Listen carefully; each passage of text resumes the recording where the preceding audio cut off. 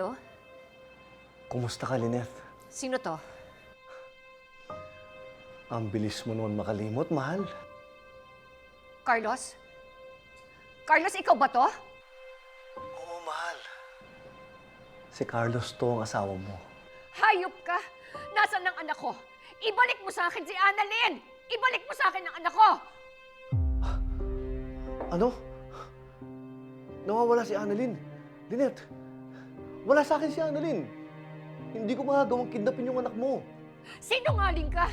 Hindi mo magagawa. Pinatay mo nga si Doc Lindon! Ano? Patay na si Doc Lindon? Pwede ba, Carlos? Tumigil ka na sa mga kasinungalingan mo. Alam kong ikaw ang pumatay sa kanya. Diba? Ikaw ang pumatay kay Doc Lindon. Lynette, hindi ko kayang patayin si Doc Lindon. Hindi lang siya doktor sa East Ridge. Para ko siyang tunay na anak. Handa ko ang ibigay yung buhay ko sa kanya, hindi ba? At yung pagiging baliw mo, alam ko gawa-gawa mo lang lahat ng mga yan. Ano, tama ako, diba? Ano?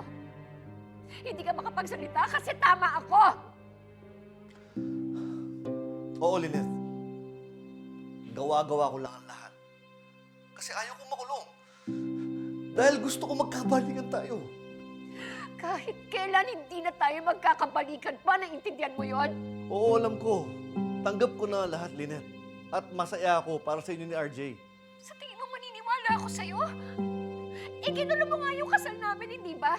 Pati yung venue, sinunog mo. Hindi, Lynette. Wala akong kinalaman doon. Nagkataon lang. Yung tumaas ako, yun mismong araw ng kasal mo. Pero wala. Pagdating ko doon, nasusunog na yung venue. Wala na akong magawa. Lynette, please, wala akong kasalanan. Wala akong kinalaman doon. Sinungaling ka! Ibalik mo sa akin si Annalyn! Ibalik mo sa akin ang anak ko! Hayop ka! Wala sa akin si Annalyn. Maniwala ka sa akin. Kung gusto mo, tutulong ako para makuha si Annalyn. Ililigtas ko siya. Kahit buhay ko, itataya ko sa kanya. Para makabawi ako sa lahat ng kasalanan ko sa inyo. Please, Lynette, maniwala ka sa akin. Wala akong kinalaman sa pagkawala ni Annalyn. Tutulong ako, Lynette. Tutulong ako.